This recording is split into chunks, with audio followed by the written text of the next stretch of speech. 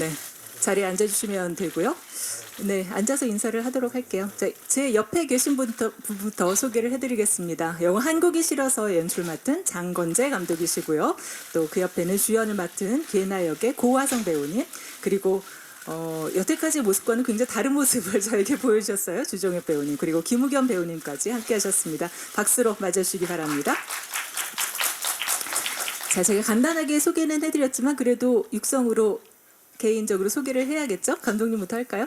예, 소개받은 장건재입니다. 설마? 예, 한국이 싫어서를 만들었습니다. 와주셔서 감사합니다. 네, 안녕하세요. 개나 역할을 맡은 고아성입니다. 제가 여기 오는 길에 오늘 그 네이버 기사를 봤는데 오늘 기자회견이 좀 몇 개 있다고 들었어요. 비도 오는데 이렇게 찾아주셔서 진심으로 감사드립니다.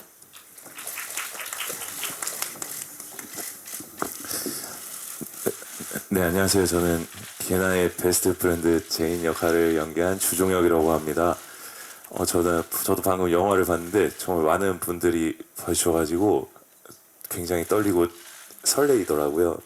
네, 와주셔서 너무 감사드리고 네, 성실히 하고 가도록 하겠습니다. 고맙습니다. 예, 안녕하세요. 저는 한국이 싫어서에서 개나의 오랜 남자친구 지명 역할을 맡은 배우 김우겸이라고 합니다. 만나서 반갑습니다. 오늘 제가 살짝 보니까 자신이 맡은 캐릭터 같이 다 옷을 입고 오신 것 같아요. 약간 그런 느낌이 드는데요. 오늘 또 어떤 이야기들이 우리에게 펼쳐질지 궁금해집니다. 자, 기자분들의 질문을 받을 텐데요. 손을 들어주시면 저희가 마이크를 전달해 드릴 거고 소속과 성을 말씀해 주시고 질문해 주시면 됩니다.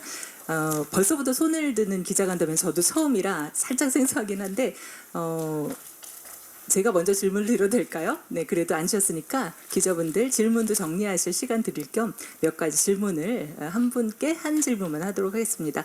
먼저 장건재 감독님, 영화를 꾸준하게 멋진 영화들을 만들어 오고 계신데 이거는 원래 장강명 작가의 원작이 있는 소설이잖아요. 이 영화를 어떻게 제작하게 되었는지, 그리고 소설을 영화로 만들 때는 문법 자체가 다르기 때문에 신경 쓰는 부분들이 꼭 있을 것 같아요. 어떤 부분에 신경을 쓰셨는지 먼저 말씀해 주십시오. 예, 그 2015년도에 출간됐던 해에 이제 읽었고요. 그리고 읽고서 영화하고 싶다는 생각이 직감적으로 들었습니다. 그래서 읽고 얼마 안 있다가 이제 바로 출판사에 전화를 걸어서 영화 판권을 알아보기 시작했고요. 그래서 그렇게 시작했던 게 2016년 초였던 것 같네요. 예, 그렇게 시작이 됐습니다. 그리고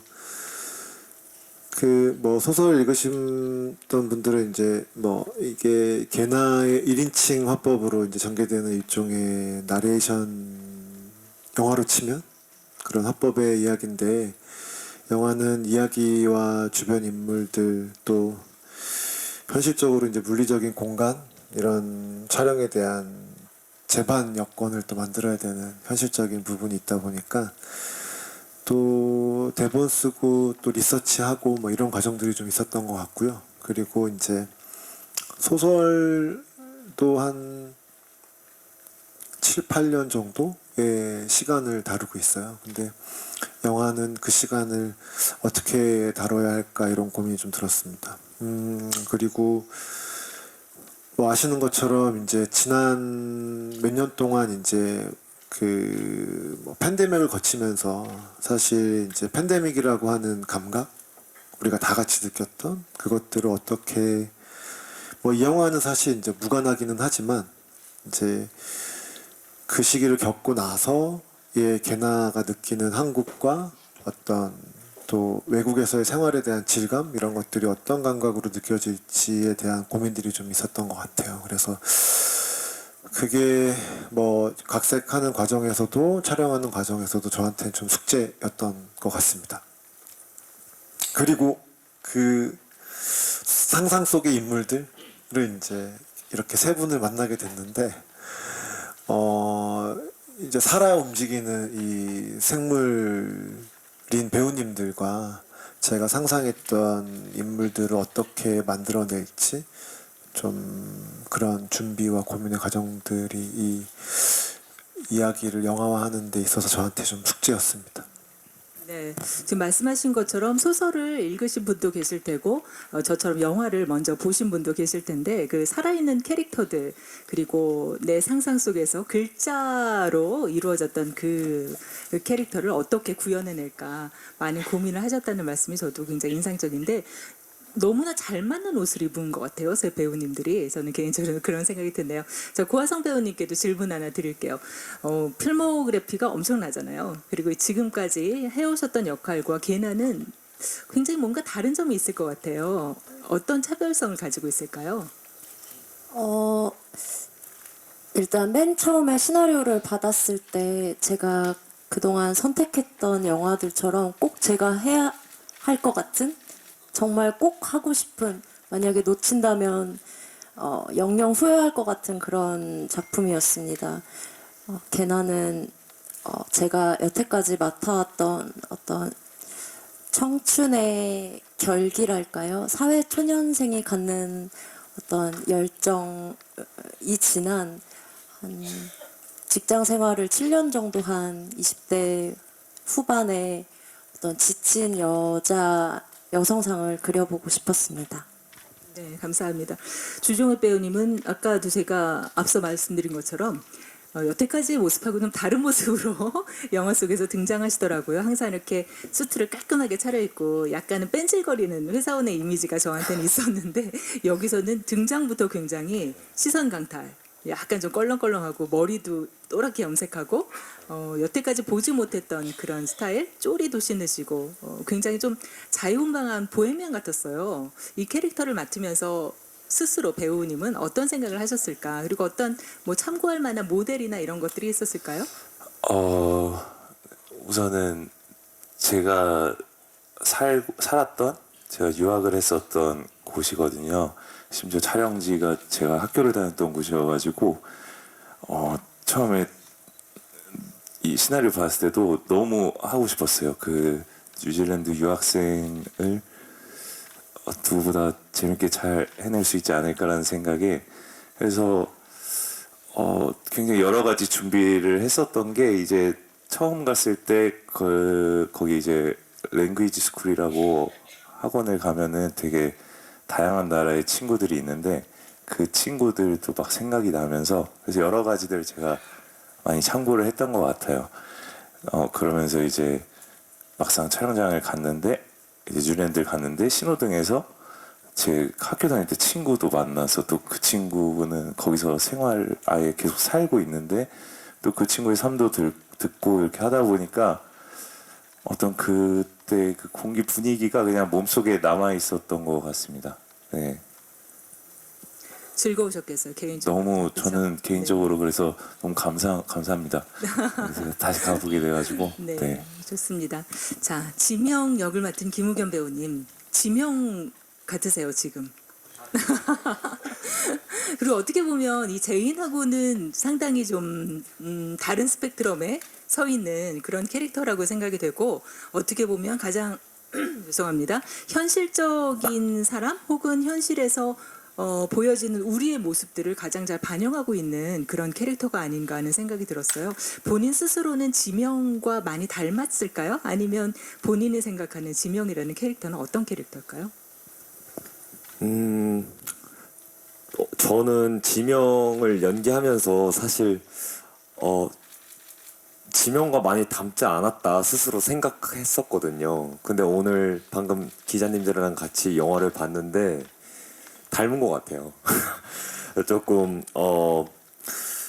되게 걔나 입장에서는 엄청 답답해 보일 수도 있고 그리고 눈치가 없어 보일 수도 있고 눈치가 없을 정도로 낙관적으로 보일 수도 있고 근데 또 어떻게 보면은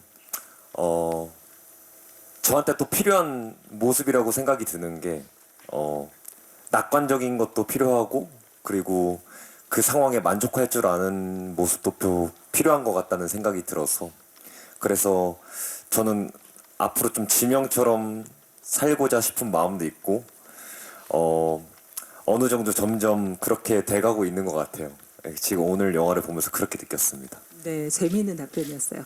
자, 이제 기자님들께 마이크를 넘겨둘 텐데 아까 처음에 손든 가운데 계신 셔츠 입으신 기자분께 먼저 마이크 한 번만 들어주세요. 마이크 전달해드리겠습니다. 네, 안녕하세요. 저는 경인일보 유혜연 기자라고 합니다. 우선은 영화 너무 재밌게 잘 봤습니다. 장건재 감독님과 고하성 배우님께 여쭤보고 싶은 게 있는데 우선 사회자께서 먼저 첫 질문으로 던져서 굉장히 당황을 했는데 감독님께 조금만 더 구체적인 답변을 듣고 싶어서 다시 질문을 드리겠습니다. 원작이 소설인 작품을 이제 영화로 할 때는 굉장히 고민도 많이 되고 한편으로는 재밌을 것 같기도 하거든요. 소설 속에서 어떤 부분을 좀 영상으로 만들 때 집중적으로 담고 싶었는지 그런 어떤 장면이 가장 감독님의 마음을 붙든 그런 소설 속의 대목이 있다면 어떤 게 있는지 소개해 주시면 좋을 것 같고 고하성 배우님께서는 이 작품에서 가장 눈에 띄었던 게 게나가 한국에서 회사 생활을 할 때랑 뉴질랜드에 가서 지냈을 때랑 완전히 이제 다른 인물이 되는데 그거를 굉장히 잘 표현을 해주신 것 같아요. 이 작품 처음 이제 시나리오 받고 나서 분석을 하실 때 이번에 이 영화는 어떻게 내가 연기를 해서 필모그래피에 남길까 이런 생각하셨을 것 같은데 어떤 생각으로 준비하셨는지 조금만 더 구체적으로 말씀해 주시면 좋을 것 같습니다. 예,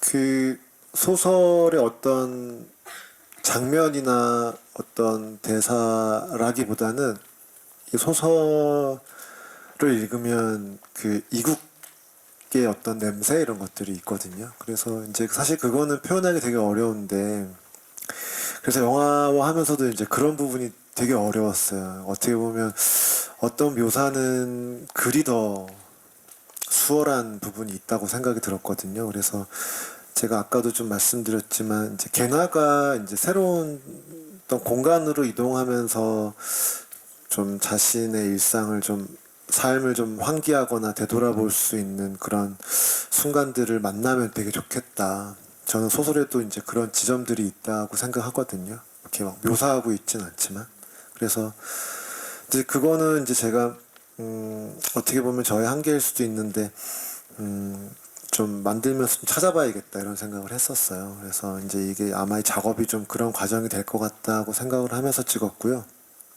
그리고 그 영화화로 옮기진 않았는데 저 소설의 좀 마지막 대목을 좀 좋아하거든요. 그 소설에서는 게나가 그 영주권과 시민권을 받아요. 그래서 이제 무대는 저희 영화처럼 뉴질랜드가 아니라 호주거든요. 시민권을 받고 그 지역의 그 게나처럼 이민자 2세 아이한테 영어와 한국어를 가르치면서 이렇게 끝나는 대목이 있거든요. 이제 그 장면이 이제 완전히 자신의 삶을 다른 공간으로 바꿔서 새로운 어떤 삶으로 어떻게 보면 뭐 한국의 기준으로 보면 좀 계층을 좀 달라지긴 했지만 좀 거기서 오는 약간의 좀 쓸쓸함과 통쾌함이 동시에 있거든요. 그래서 그 감각을 좀 영화로 옮겨올 수 있을까? 가능할까? 그리고 또 저한테는 그게 내가 왜 그 영화에 이식하고 싶은 어떤 부분이지? 뭐 이런 질문들을 하면서 영화를 만들었던 것 같습니다.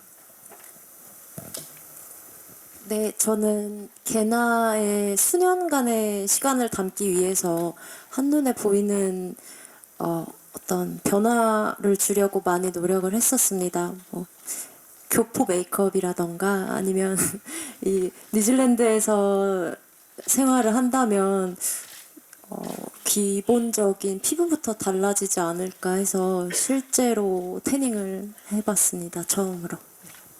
네, 안 그래도 지금 저도 기자님 질문해 주신 거 굉장히 궁금했거든요. 사실 걔네가 한국에 있을 때와 뉴질랜드에 있을 때가 뭔가 다른 느낌이어야 하잖아요. 그렇지 않으면 감독님도 지금 지적해 주셨듯이 여기가 한국인지 그냥 세트인지 잘 모를 수가 있단 말이죠. 그 분위기를 그냥 살짝 피부가 태닝된 걸 저도 느끼겠더라고요. 그리고 옷 스타일도 조금 더 편안한 면 소재 그 짧은 뭐 반바지를 입는다든지 해서 조금 더 자유로운 분위기, 억눌렸던 그런 게 많이 사라진 듯해서 그것만으로도 저는 장소의 이동 공간의 이동이 느껴지더라고요. 네, 맞습니다. 제가 영화 속에서 뉴질랜드에서 입는 의상은 다 현지에서 구입해서 입었던 거고요. 스태프분들이 많이 도와주셔서 영화 속에 담긴 모습을 구현할 수 있었던 것 같습니다. 네. 자, 다음 질문 받을까요? 네. 두 번째로 손 드셨던 우리 고 옆는. 네, 안녕하세요. 아주프레스 박웅입니다.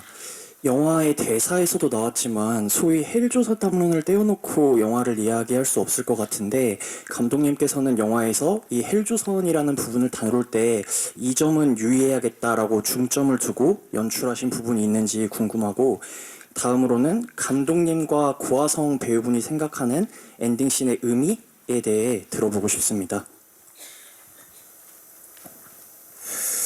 예, 이 영화에 나오는 인물들뿐 아니라 그 한국 사회는 저마다의 각자의 위치에서 저마다의 이제 지옥을 품고 살아가는 사회라고 생각을 합니다. 그래서 뭐 저 역시도 뭐 이 영화를 만드는 과정에서 또 이제 뭐 그런 마음들이 있었고요. 저는 뭐 물론 걔나하고 좀 다른 처지의 사람이죠. 일단 뭐 40대 남성이고 그리고 저는 이제 기혼자고요. 아이를 키우고 있고 뭐 이제 그런 입장에서도 사실 한국 사회는 굉장히 좀 살기 어렵고 팍팍한 곳인데 만약에 뭐 이게 이제 뭐 여성이 되거나 혹은 소수자가 되거나 또 혹은 장애를 가지거나 하는 사람들한테 훨씬 더 어려운 사회라는 말이죠. 그래서 이제 물론 이제 이 영화는 뭐 그런 담론들을 다 끌어안고 있지는 않는데 그래도 여기 나와 있는 이 인물들은 그래도 우리가 흔히 볼 수 있는 주변에 그래도 그나마 가시화된 존재들이라고 생각이 들어요. 근데 이제 이들도 사실 저마다의 이제 어려움들이 있는 거죠. 그래서 저한테 이제 이 영화는 이제 그런 청년들한테 좀 이게 응원의 메시지가 좀 됐으면 좋겠다. 이게 이제 저 감독으로서 이제 느끼는 부분이고요. 엔딩은 설명하기 좀 이제 뭐 제가 제 입으로 좀 말씀드리기 뭐하지만 어쨌든 이제 걔나는 뭐 다른 인물들과 다르게 어떤 결론을 가진 인물이라기보다는 계속 질문을 품고 있는 인물이라고 생각이 들어요. 그래서 이제 그 질문을 계속해서 이어나가는 인물로 좀 그려야 된다라는 생각이 있어서 엔딩이 좀 다소 뭐 모호하거나 좀 열려있는 결말처럼 느껴지실 수도 있는데 저한테는 좀 그런 어떤 질문의 연장이 되는 엔딩이었으면 좋겠다고 생각을 해서 찍은 장면입니다. 네, 저도 짧게 말씀드리자면 소설 속에서 그 추위를 싫어한 펭귄 동화책이 나오는데요. 그 동화의 엔딩이 펭귄이 정말 힘들게 따뜻한 남쪽 나라로 스스로 가는데 남쪽 나라에 도착을 하고 나서 만약에 누가 데리고 와줬다면 뭐 헬리콥터 같은 게 나를 태워서 왔다면 따뜻한 남쪽 나라에 살면서도 언제 다시 헬리콥터가 올지 모른다는 생각에 두렵게 살았을 거다. 하지만 스스로 고난을 거쳐왔기 때문에 다 누릴 수 있는 거라고 그런 메시지가 담겨 있었거든요. 저도 그런 마음을 담고 걔나의 뉴질랜드 타지 생활이 녹록지 않았지만 그럼으로 인해서 걔나는 앞으로도 잘 살아갈 것이다 라는 마음을 담아서 연기했습니다. 네, 지금 고아성 배우님 말씀 듣다 보니까 저도 많은 부분이 공감이 되는데, 그렇죠. 누구나 힘든 그 과정이 있고 상황이 있고 환경이 있고 벗어나고 싶지만 혹은 벗어날 수 없는 여러 가지가 있을 텐데 말씀처럼 누군가가 데려왔다면 아주 쉬운 그런 방법을 통해서 어느 위치나 어느 환경에 도달했다면 그게 그렇게까지 내 것이 될 수는 없지 않을까 하는 생각이 들어요. 그렇죠? 근데 고난을 통해서 남들이 사실 걔네가 처음 다 놓고 이제 뉴질랜드로 가겠어 했을 때 가족들은 뭐 공항에서 그래도 굉장히 쿨하게 보내주는 것처럼 보이지만 남들이 또 얼마나 수군거렸겠어요 뒤에서. 근데 결국 그것들이 다 자신의 경험이 되고 내 것이 되면서 나의 것을 찾아가고 스스로를 찾아가는 그 여정이 굉장히 아름답게 느껴졌습니다. 자, 다음 질문 받을까요? 네.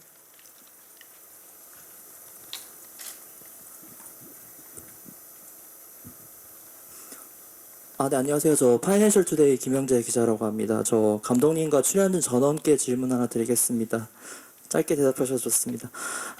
영화를 보면서 이제 행복은 과대평가된 단어 이런 대사가 나왔던 것 같습니다. 전 이걸 이제 행복의 정의는 개개인마다 다르다로 해석했는데요. 근데 책이 2015년에 나온 만큼 이런 시각이 좀 새로운 시각은 좀 아니라는 생각도 듭니다.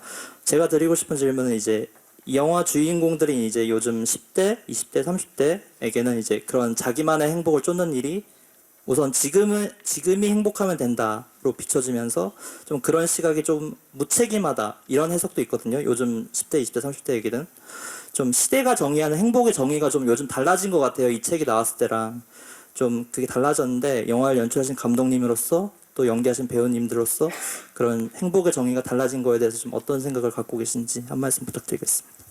김우겸 배우님부터 할까요? 아까 말씀하시고 한참 기다렸잖아요, 그죠? 네. 예. 행복의 의미. 당신에게 행복이 무엇일까요? 행복의 정의 너무 어렵지만 해보겠습니다. 예.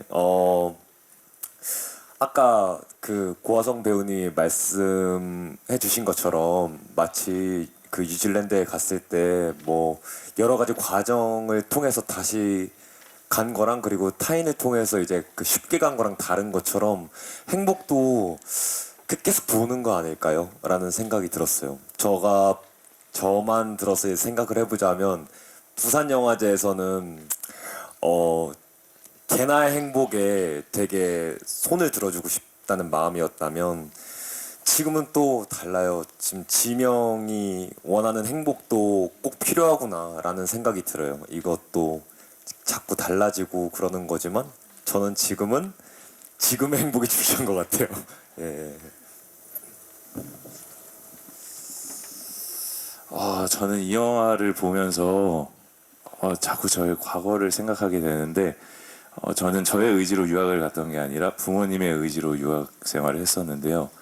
그때 당시에는 너무 외로운 마음이었던 것 같고 행복하지 않다라고 생각을 했던 것 같은데 진짜 이게 고등학교를 졸업하면서 너무 이제 군대를 갔다 와서 이제 연기를 시작했을 때 너무 저에게는 너무 많은 자양분이 됐던 것 같아요. 그런 유학 생활들이.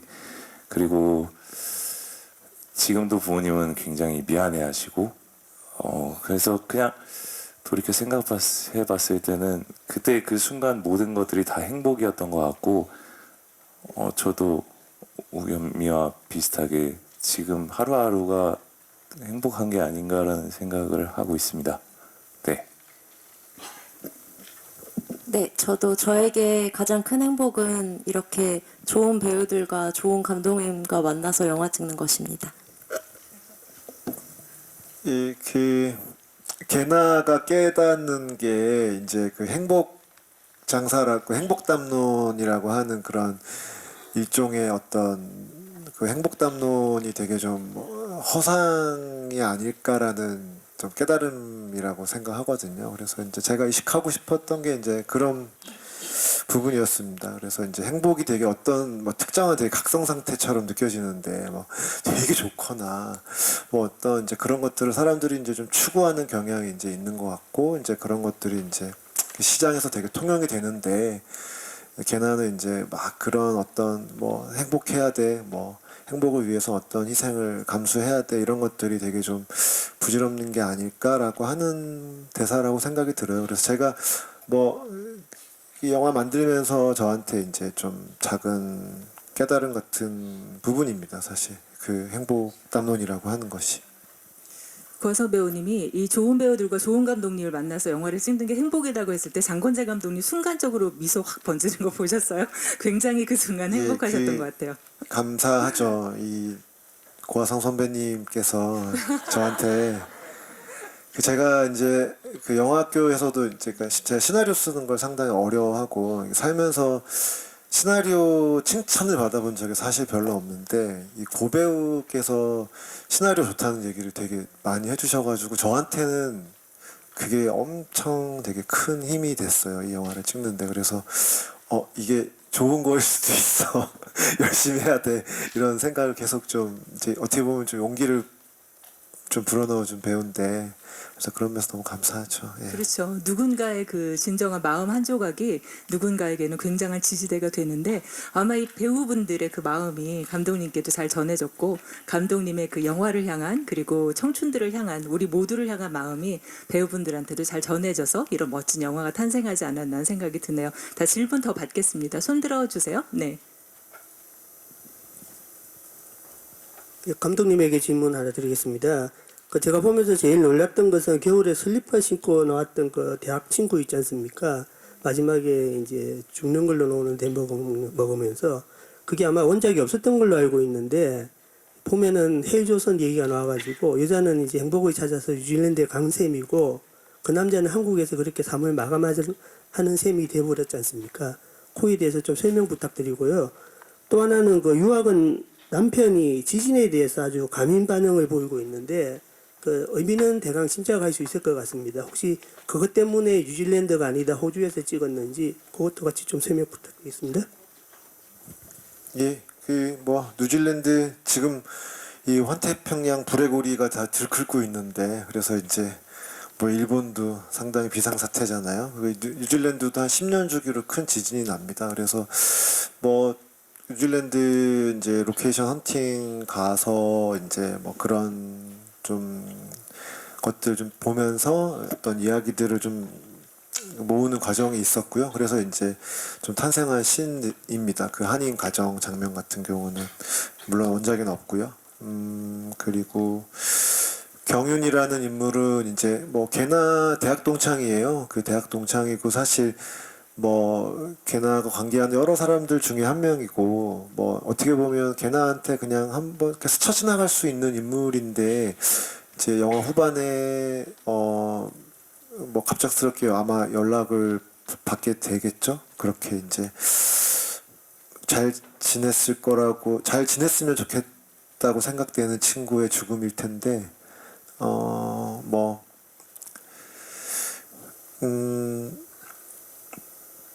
예, 아마 뭐 그 짐작을 뭐 걔나도 아마 짐작을 할 것 같아요. 이 왜 또 실패했을까? 또 혹은 그렇게 스스로 목숨을 끊을 만큼 그게 그 좌절이 되게 컸을까? 뭐 이런 질문들을 계속 하게 될 것 같은데 뭐 제가 뭐 답을 내릴 수는 없고 사실 이제 뭐 하나의 이야기라고 생각이 들어요. 경은의 이야기도 그 소설에서는 이제 경은이라는 동명의 인물이 등장을 합니다. 이제 의학전문대학원 의전원 다니는 친구로 등장을 하는데 여기서는 좀 이제 뭐 말하자면 이제 공시생 오랫동안 좀 준비했던 인물로 등장을 하고 그리고 뭐 아시겠지만 뭐 20대 사망률 1위는 자살이에요. 그리고 40대 사망률 1위는 암입니다. 그래서 여기는 이 영화에서 2명이 죽어요. 암으로 1명 죽고 그리고 자살로 1명 죽는 게 저는 뭐 한국 사회를 묘사하는데 그렇게 특별한 일은 아니라고 생각합니다. 네. 다음 질문 또 받을까요? 네. 네, 안녕하세요. 저 무비스트 박은영 기자고요. 영화 잘 봤습니다. 저는 감독님이랑 고화성 배우님께 질문 드릴게요. 감독님한테는 사실은 제가 처음에는 이렇게 뭐 이 영화의 메시지를 여쭤보고 싶었는데 이미 이제 사전에 다 질문이 나와서 저는 이제 지금 답변을 들으시면서 문득 생각난 게 지금 우리 사회가 저마다에다 지옥에 살고 있다 이런 말씀이 굉장히 제 인상에 와닿거든요. 그럼 감독님께서 생각하시는 40대 중반 남성의 우리 사회의 지옥은 어떤 것일까가 좀 궁금하고요. 그럼 그게 만약에 우리 사회를 벗어나면 그 지옥이 없을 거라고 생각하시는지가 좀 궁금합니다. 그리고 고화성 배우 같은 경우는 그 왜 펭귄 파블로가 있잖아요. 파블로는 굉장히 강한 원인이 있잖아요. 따뜻한 곳에 가고 싶다. 추위가 싫으니까. 그러면은 걔나 같은 경우는 그런 동인이 있을 것 같거든요. 파블로 같이. 그러면은 그 동인이 뭐라고 생각하시고 걔나를 연기하셨는지가 좀 궁금하고 또 혹시 괜찮으시면 개인적인 배우로서 개인적인 그런 동인이 있다면 말씀 부탁드리겠습니다. 예, 뭐 저는 뭐 사회운동가가 아니라 영화 창작하는 사람이기 때문에 뭐 제가 느끼는 이 고통스러운 이 저의 삶의 진료와 질감을 이 창작으로 좀 승화를 하고 싶습니다. 그래서 제가 살고 있는 지옥을 고백하는 게 상당히 좀 난감합니다. 근데 뭐 사실 뭐 아마 거기에 공명하셨다면 뭐 아마 또 저하고 뭐 이렇게 접속되는 부분이 있으시겠죠. 그래서 뭐 저의 고충은 뭐 그런 거죠. 뭐 이 사회가 갖고 있는 정상성에 대한 어떤 강요 뭐 이런 게 아마 가장 여전히 사실 그거는 20대 청년들도 되게 그런 부분 때문에 고통스러워하는데 뭐 40대 중반이 돼도 여전히 적응이 안 되는 부분이라고 생각을 합니다. 계속 생각을 했는데 답을 못 찾았어요. 저는 일단 개나는 펭귄과 똑같이 추위가 싫어서 벗어났다고 생각을 했고요. 저는 개인적으로 잘 모르겠어요. 죄송합니다.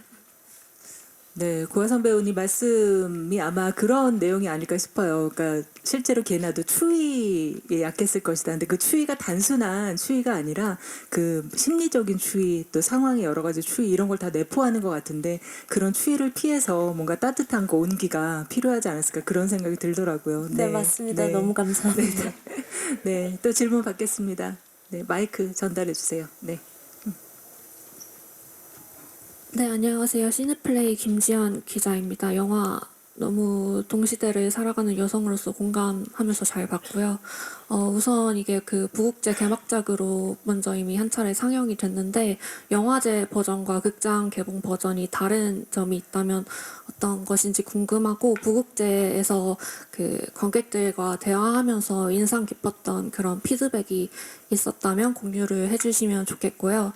또 영화에 그 가수 김뜻돌 씨와 또 특별 출연으로 정희랑 씨가 출연을 하셨는데 그 두 분은 어떻게 섭외를 하게 되신 건지 궁금합니다.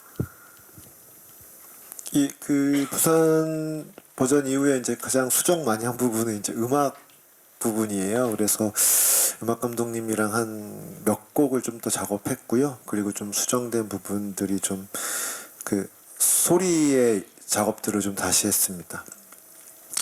그리고 편집은 차이는 없고요. 그리고 부산영화제 때 사실 이제 그때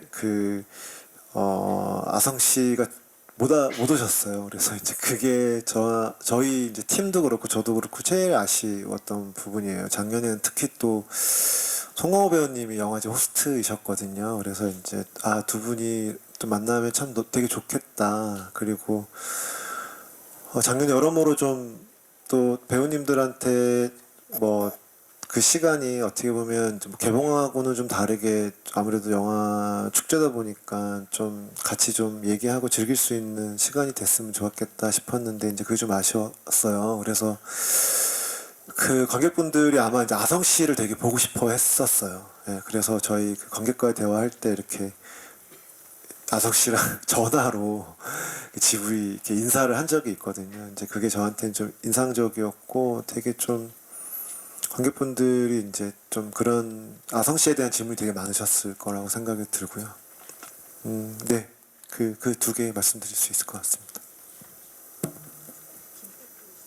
예, 그 뜻돌심 제가 이제 이 작업하면서 좀 그 기존의 배우들이 아니라 좀 다른 분야에 있는 좀 예술가들하고 좀 작업을 해보고 싶었거든요. 그래서 이 개나의 동생은 좀 다른 어떤 좀 질감을 갖고 있는 배우랑 해보고 싶어가지고 저희 저 감독님하고 좀 특히 이제 음악씬에 있는 분들을 좀 찾았어요. 그래서 이제 김뜻돌 배우 이제 좀 그런 시도를 좀 해보고 싶었고요. 그래서 이제 여러 이제 배우님 그 어떤 예술가들 중에서 이제 김뜻돌 씨가 갖고 있는 또 어떤 좀 상징성 있는 음악가 같다는 느낌을 받았거든요. 그래서 뭐 굉장히 부지런한 뮤지션이라 여기 나오는 이제 미나 같은 캐릭터하고 되게 상반되는데 이제 또 영화 후반부에 이제 그 또 뮤지션 애인과 관계하는 장면들이 있어가지고 또 그런 연기를 하는데 좀 잘 어울리겠다고 생각이 들었습니다. 그리고 정일환 배우님은 이제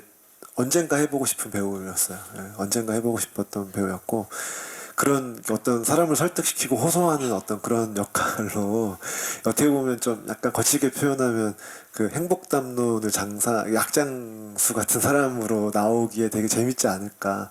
좀 이렇게 난데없는 장면에 등장을 좀 해보고 싶었는데 선뜻 오케이 해주셔가지고 같이 작업할 수 있는 기회를 얻게 됐습니다. 네, 감사합니다. 또 다른 질문 있으실까요? 네, 마이크 뒤쪽으로 옮겨드리겠습니다. 네, 안녕하세요. 저 헤럴드팝 이미지 기자인데요. 저는 그 감독님이랑 새 배우 분께 먼저 이제 부국제 개막작이었다가 이제 드디어 개봉을 확정 짓게 됐는데 거기에 대한 소감 궁금하고, 앞서 이제 감독님께서 살짝 언급해 주셨지만 아성 배우가 그때 함께하지 못해서 저희도 물론 되게 아쉬웠는데 본인은 어떠셨는지 궁금하고요. 그리고 그 주종혁 배우가 김우겸 배우는 이제 아성 배우가 워낙 영화적 필모가 또 상당한 배우잖아요. 또 함께 해보신 소감 궁금합니다. 네, 김우겸 배우님부터 할까요? 네. 약간 다른 사람만 쳐다보고 계셔서. 네네네. 네, 이제 작년에 개봉 전에 부산국제영화제 개막작이었고 이제 개봉이 되는데 아까도 비슷한 얘기가 나오긴 했지만 부산 영화제 개막작과 이제 관객과 실제로 만나는 개봉은 또 느낌이 상당히 다를 것 같아요. 그 소감 말씀해 주시고 또 고화성 배우와 함께한 소감. 고화성 배우님이 날 봐 하면서 딱 틀어서 앉아주시네요. 네.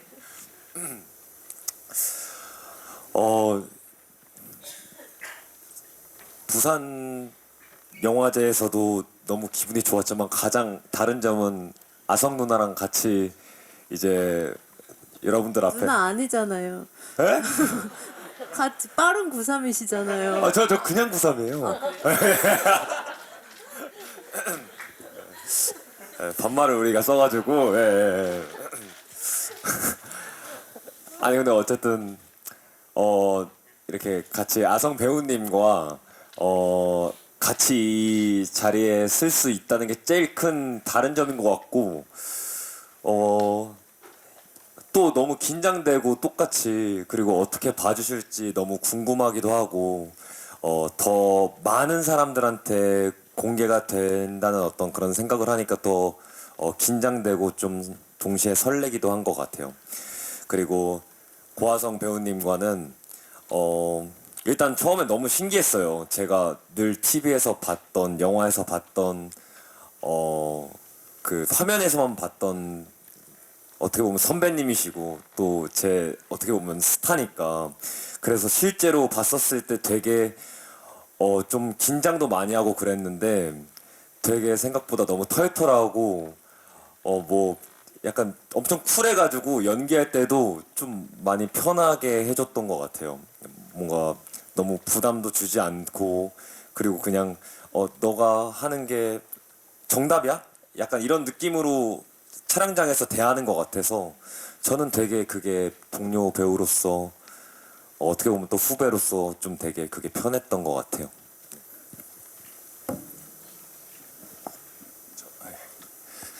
예, 저도 우경이와 마찬가지로 이 고화성 선배님께서 부국제에 안 나오셔가지고 정말 진땀을 많이 빼고 오늘 이렇게 이 자리에 함께 있으니까 너무 든든하더라고요. 그래서 예, 확실히 아성이는 의지가 되는 친구구나라는 생각이 들었고 이게 친구 아니잖아요. 아, 예.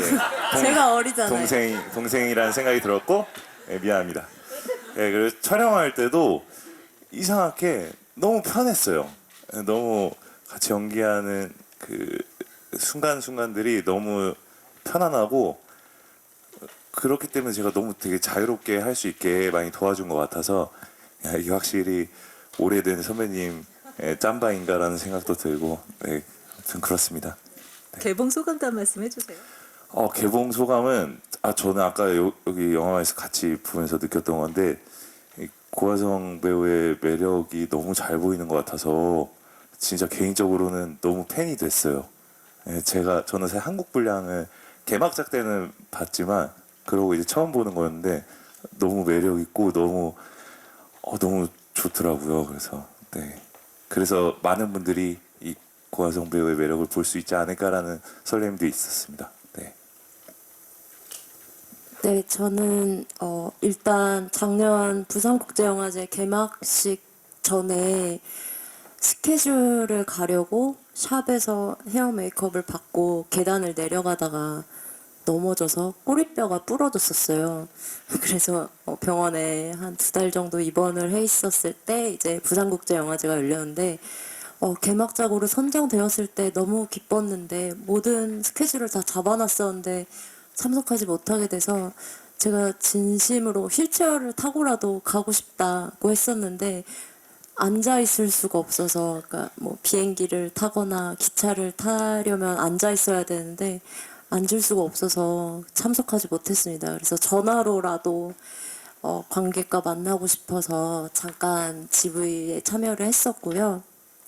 그리고 제가 우견 배우님께서 쿨하다고는 했지만 사람한테, 동료 배우한테 막 살갑게 다가가지는 못해요. 좀 내성적인 사람이라. 근데 우리는 어떻게 보면 오래된 연인을 연기해야 되는 입장인데 먼저 우견 배우가 저한테 촬영 전날 밤에 전화를 해주더라고요. 그리고 여태까지 어떻게 살았는지 이런 얘기를 다 물어보고 너무 살갑게 그래서 저도 너무 감사한 다정함을 느끼면서 답변을 해주다 보니까 다음날 촬영할 때 진짜 7년 사귄 남자친구처럼 너무 연기가 잘 되는 거예요. 그래서 그때 너무 고마웠다는 말 해주고 싶고, 또 종혁 배우님은 너무 빠른 시간 안에 친해져서 사실 뉴질랜드에서 처음 만나는 사이인데 우리 좀 어색하게 다시 찍어야 될 것 같아 라고 할 정도로 마음이 잘 맞는 배우였던 것 같습니다.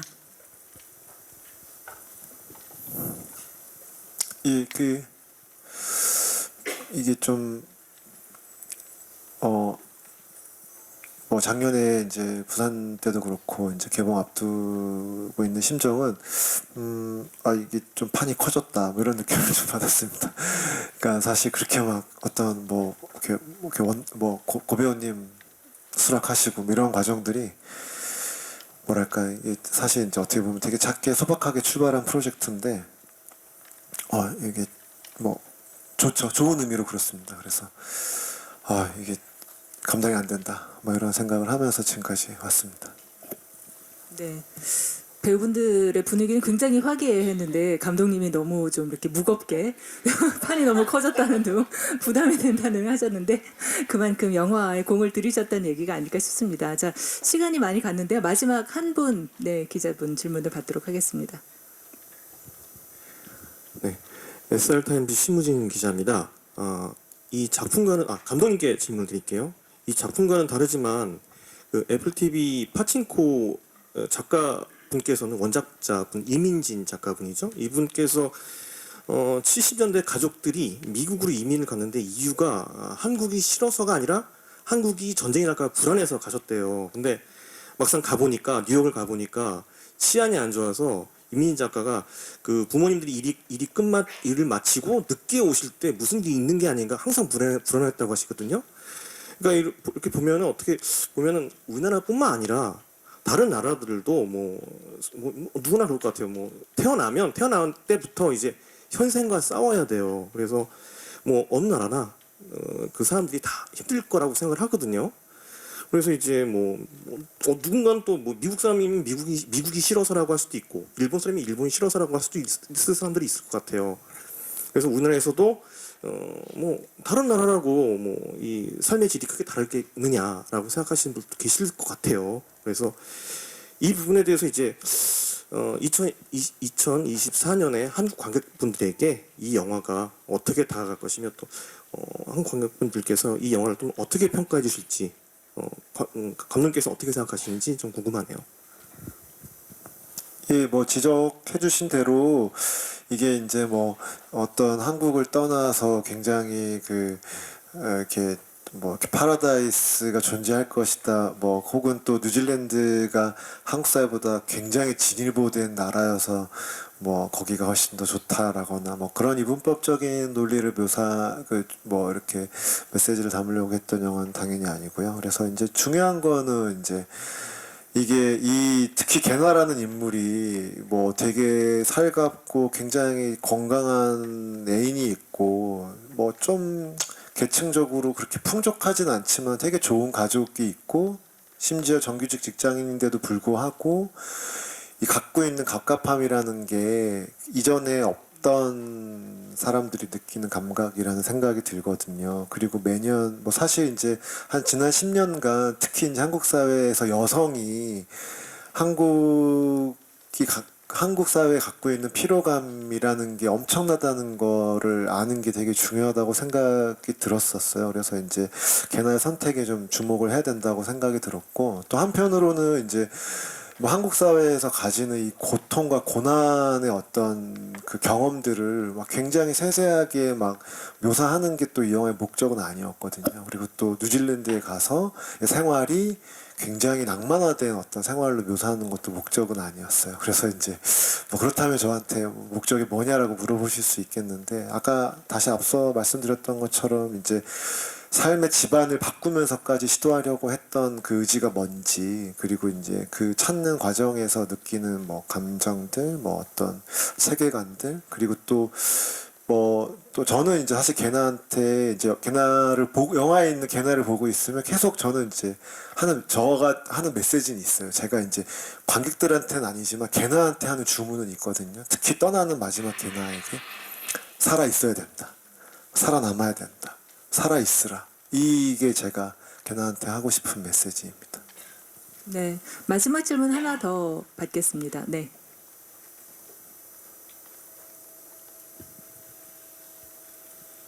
예, 동아일보 이호재 기자라고 하고요. 이전 질문이랑 조금 비슷한 흐름인데 약간 감독님이랑 고화성 배우님한테 여쭤보고 싶어요. 이 영화는 개나라는 좀 방황하는 청춘을 다루는 작품인데, 감독님은 40대 남성, 그러니까 한국 사회에서 뭐 흔히 얘기하는 주류나 뭐 담론을 이제 이끌어가는 사람들이라고 생각도 들고, 고화성 배우님은 30대 초반의 여성이지만 아역 배우 출신으로서 어떻게 보면 감독님이 이제 선배님이라 부를 만큼 그 부장급이라고 해야 되나요? 그러니까 이런 방황하는 시기를 아역 때 거쳐 오신 다음에 현재는 좀 안정적인 상황에 이르신 분처럼 그 업계에서는 좀 비춰질 수는 있어서, 연기를 하면서 혹시 꼰대 같은 시각으로 개나를 좀 이렇게 한심하게 보질 않았나. 뭐 좀 버티면 될 텐데, 그 영화에서 나오는 이제 어른들의 시각처럼 조금만 버티고 지나면 안정적인 삶을 찾아올 텐데, 그 시기를 좀 버티면 어떨까, 이런 좀 고민이 들진 않았는가, 감독님이랑 고화성 배우님한테 좀 질문 드리고 싶습니다.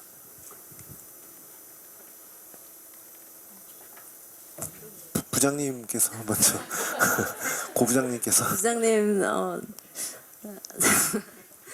저는 뭐랄까요, 어렸을 때부터 일을 시작하긴 했지만 그렇다고 해서 이게 자아가 성립된 상태로 사회생활을 한 게 아니었기 때문에 지금 그렇게 뭐 대단히 경력이 많거나라고 생각이 들진 않습니다, 솔직히. 그치만 개나를 바라보는 입장에서는 정말 개인적으로 저는 무조건 개나에 이입을 해야 되는 사람이지만, 시나리오를 처음 보고 좀 객관적으로 생각을 해봤을 때 보시는 분들이 한 반반 정도로 의견이 갈렸으면 좋겠다라는 생각을 했습니다. 예를 들어서 영화 한거라던가 삼진그룹 영어 토익반은 좀 진중한 메시지를 담고 있고 보시는 분들을 다 이끌어야 한다는 부담감이 있었지만, 한국이 싫어서를 보시는 분들은 지명과 같은 의견을 가진 분들도 충분히 있을 수 있고 있었으면 좋겠다라는 생각을 했던 것 같아요. 그래서 두 부류의 어떤 관객분들을 생각하면서 연기를 했던 것 같습니다. 예, 말씀하신 당사자성에 대해서는 이제 아무래도 고민을 많이 했죠. 그래서 이제 제가 그 이유 때문에 배우들한테 좀 의지를 많이 했어요. 그래서 저는 원래도 좀 배우들한테 좀 질문이 좀 많은 편이고, 어떻게 보면 좀 배우님들께서 연기하실 때 저의 질문이나 저의 좀 확신 없음이 좀 피곤하실 수도 있었을 텐데, 그러니까 이제 이 인물에 이렇게 다가가는 저만의 방식이었던 것 같거든요. 어떻게 해야 되는지. 이 인물이 지금 어떤 상태에 놓여 있는 것 같은지, 그러니까 배우라는 그 필터를 통해서 이제 계속 저도 이제 찾는 과정이어가지고요.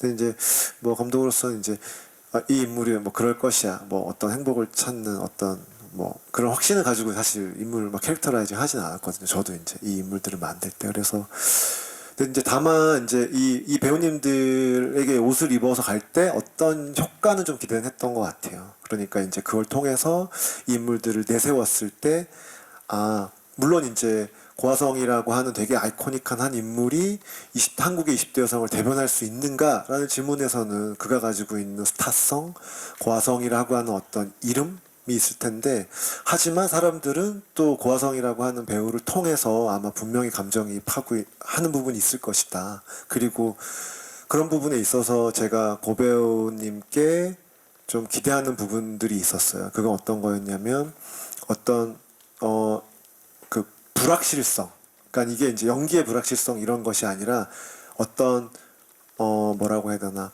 정의 내리지 않고 계속 뭔가 좀 찾아가려고 하는 것, 그 다음에 좀 그 고화성 배우님이 갖고 있는 또 좀 그 외로움의 어떤 느낌들이 있거든요. 제가 이제 걔나한테 좀 만들어내고 싶은 어떤 부분이었는데, 이제 그런 좀 쓸쓸함 이런 것들은 좀 고화성이라고 하는 어떤 육신을 통해서 좀 표현됐던 것 같아요. 그래서 이제 제가 뭐 갖고 있지 못한 어떤 당사자성 혹은 어떤 질문들이라고 하는 거는 이제 배우님들을 통해서, 종혁 씨 같은 경우도 당연히 이제 뉴질랜드에서 생활했고 그런 경험들이 있었기 때문에 지금은 이제 돌아와서 배우 생활을 하지만 아마 계속 계셨다면 제인 같은 인물이 돼서 약간 계속해서 거기서 계속 유학 오는 애들께 좀 괴롭히면서 지내지 않았을까. 뭐 약간 사기치고 뭐 이런 거 있잖아요. 뭐 이렇게 중간에서 브로커 역할하고 뭐 이런 인물들 있잖아요. 이렇게 유학비 중간에서 가로채고 뭐 이런.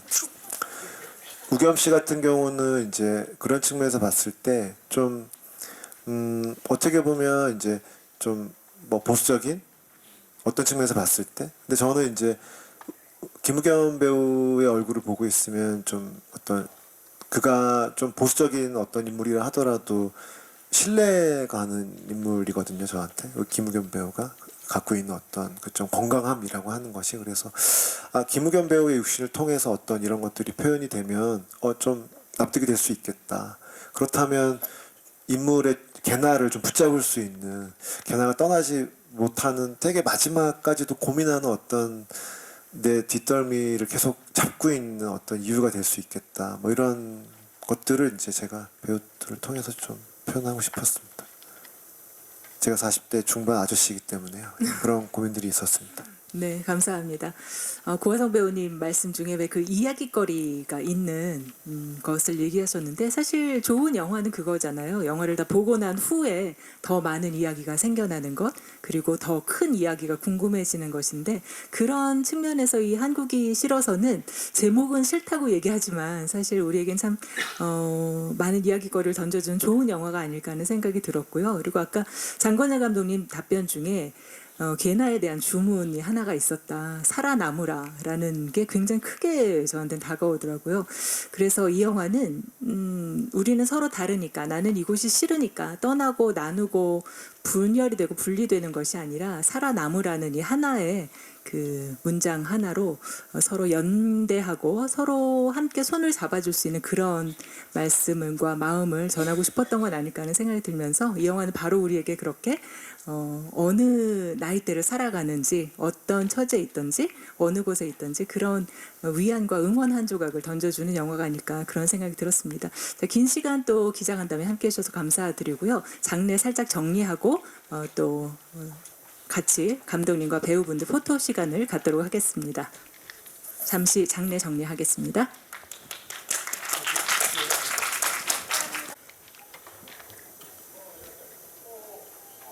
자, 왼쪽 먼저 볼까요? 왼쪽 먼저 봐주시고 포토타임 진행하도록 하겠습니다. 네, 정면도 봐주시고요.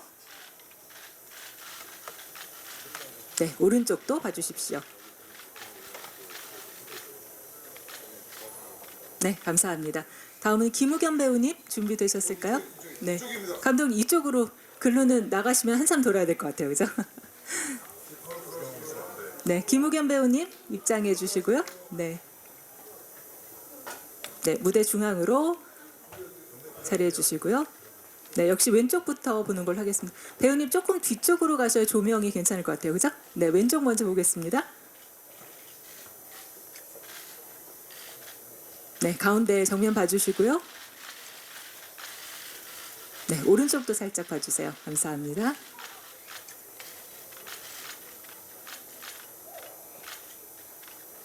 네, 고맙습니다. 다음은 주종혁 배우님 무대로 모시겠습니다.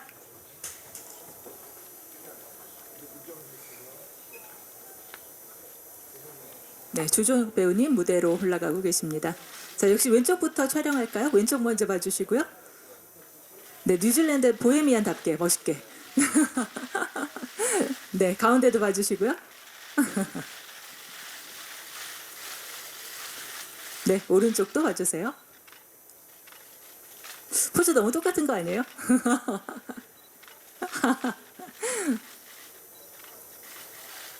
네, 감사합니다.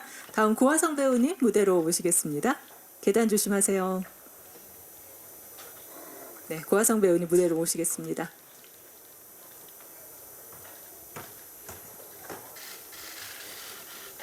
네, 역시 왼쪽부터 진행하겠습니다. 왼쪽 먼저 봐주시고요. 네, 가운데도 봐주시고.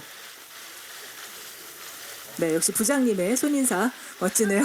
자, 오른쪽 마지막 보겠습니다. 너무 웃으시는데. 네, 오른쪽도 예쁘게 한번 봐주세요. 네. 네, 고맙습니다. 다음은 배우 세 분 모시고 함께 포토타임 갖도록 하겠습니다. 주종혁 배우님, 김우겸 배우님 함께 무대로 올라주시고요. 네, 역시 왼쪽부터 함께 보겠습니다. 왼쪽 먼저 볼까요? 세 분? 뭐 파이팅을 해주셔도 좋고 서로 좀 친하게 찍으셔도 좋고 네, 몰아주게 해주셔도 좋고 네, 좋습니다. 네, 가운데도 봐주시고요. 네, 어디 싸우러 나가는 전사들처럼 세 분이 다 주먹을 쥐고 계시는데 네, 오른쪽도 봐주세요. 네, 감사합니다. 이제 장건재 감독님 모셔서 네 분 함께 마지막 촬영 진행하도록 하겠습니다. 네, 감독님은 역시 가운데로 네, 부장님과 함께 찍겠습니다. 자, 왼쪽 볼까요? 자, 왼쪽 먼저 봐주시고 네, 처음에는 항상 좀 어색하죠? 역시 부장님의 주도하에 보라트도 날려주십니다. 자, 가운데도 봐주시고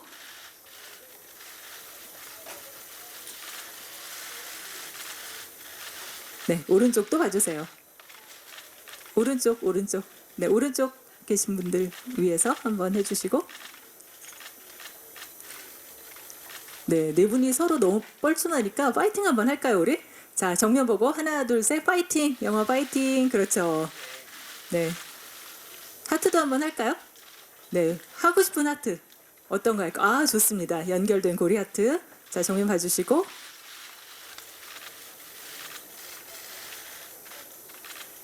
네, 감사합니다. 자, 이렇게 해서 이것으로 한국이 싫어서 기자 간담회를 모두 마치도록 하겠습니다. 참석해